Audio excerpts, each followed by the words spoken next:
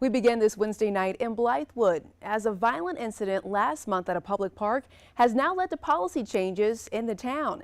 Tonight, town and law enforcement leaders meeting for a talk about security at public events. News 19's Chris English joining us now in studio with more. Hey there, Chris. Hey, Erica. Tonight, public meetings featured Blythewood's mayor and members of the town council. That public meeting also featured the Richland County Sheriff and several of his deputies. The only thing missing was the public. I'm disappointed.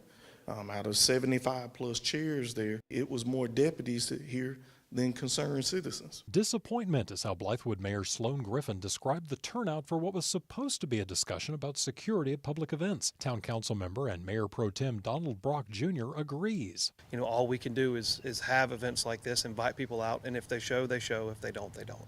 The meeting at Doko Manor was supposed to allow for a discussion on security measures at public events. It comes after fights broke out between unruly teenagers during an event at Doko Park. Instead of seeing a movie in the park, parents were forced to shield their terrified children as the ruckus broke out. Mayor Griffin says going forward there will be increased security at all public events. So anytime there's an event in this park, whether it's public or private, you will see law enforcement presence there. But that security comes at a cost. There isn't a price that you can put on security, but there is a price that comes with security. I like the idea of having, again, more deputies present, but you know, we have to look at what measures we can take. The mayor says during a recent phone call with Leon Lott, the Richland County Sheriff suggested that Blythewood hire off-duty deputies to provide that additional security. He just straight out said, you know, let us come in, contract with us for all your events. Councilman Brock says parents and the public also need to be aware of the park's rules and the consequences for breaking them.